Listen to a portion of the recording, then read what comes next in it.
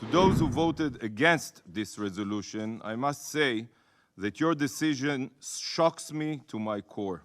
If any of your countries endured a similar massacre, I am certain that you would act with much greater force than Israel. The Russian resolution voted upon today sought to tie Israel's hands, preventing us from eliminating a threat to our existence. By demanding Israel to call on Gazans to return north, the resolution only serves to maximize civilian casualties, not mitigate them. I would like to begin by deeply thanking the United States and every other member of this Council that supported this resolution. Voting for a resolution that clearly condemns savage genocidal terrorists while standing up for member states' right to defend itself against terror shows that despite all of the libelous falsehoods spread in the UN's halls, there are still those who stand up for the values of freedom and security.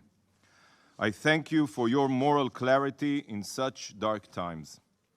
To those who voted against this resolution, I must say that your decision shocks me to my core. In Israel, we are fighting for our very survival. My elderly parents living in Ashkelon have spent the last 20 days running back and forth to their bomb shelters as rockets rain down on them, deliberately on them, on civilians. And you cannot condemn even these deliberate attacks on civilians perpetrated by terror organizations? If any of your countries endured a similar massacre, I am certain that you would act with much greater force than Israel. Much greater force.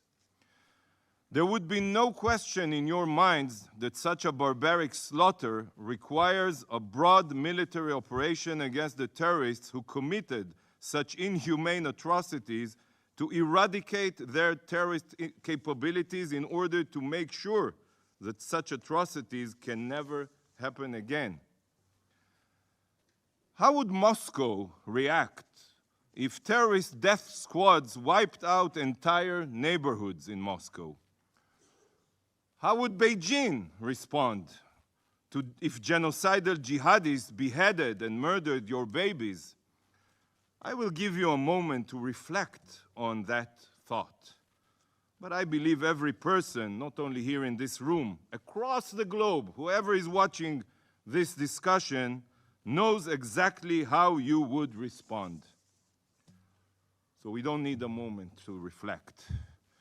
Should the Security Council not condemn the terrorists and their crimes against your innocent civilians, each of you would be just as shaken as I am.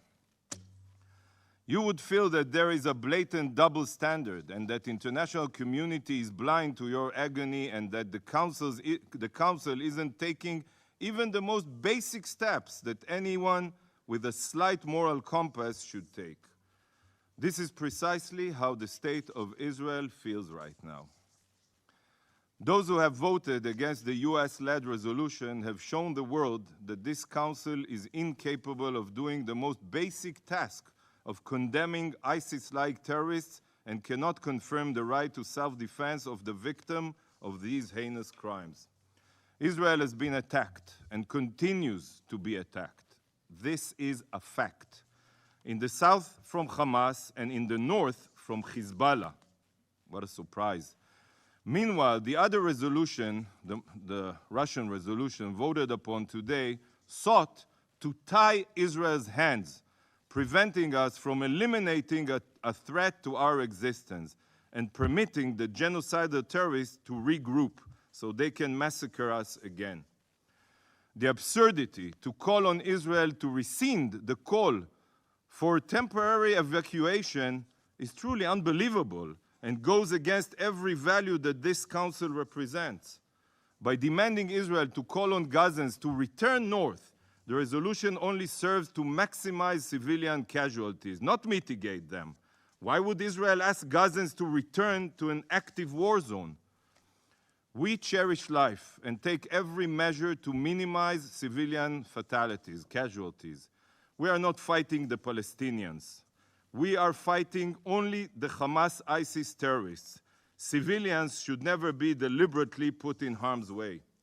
Furthermore, the alternative resolution, the Russian resolution, makes no mention of our right to self-defense, nor does it mention Hezbollah, the terrorist force on Israel's northern border that has spent the past weeks firing rockets without any reason, mortars and anti-tank missiles at Israeli towns and cities.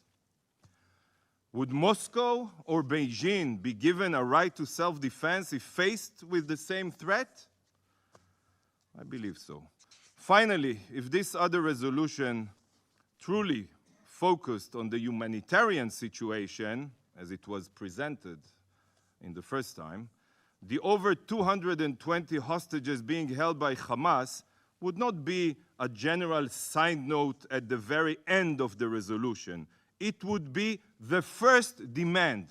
The hostages held by Hamas must be the top humanitarian priority of the international community. Their well-being should come before aiding the supporters of the terrorists who abducted them. Before.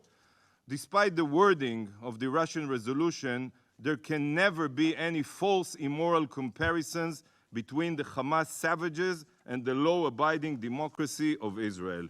Israel is fighting sheer evil, and this should be crystal clear to every person in this room. Hamas has perpetrated the most barbaric massacre of Jews since the Holocaust. Hamas is solely responsible for the Palestinians' situation in Gaza. Hamas is committing crimes against humanity. In the wake of the Holocaust, we collectively swore never again. This was one of the main reasons the UN was established. Never again, dear colleagues, is now. Do not forget this. From breaking news, detailed analysis, in-depth interviews, and explainers, follow the Times of India. Subscribe to our YouTube channel. Don't forget to like our videos and hit the bell icon to stay updated with the latest.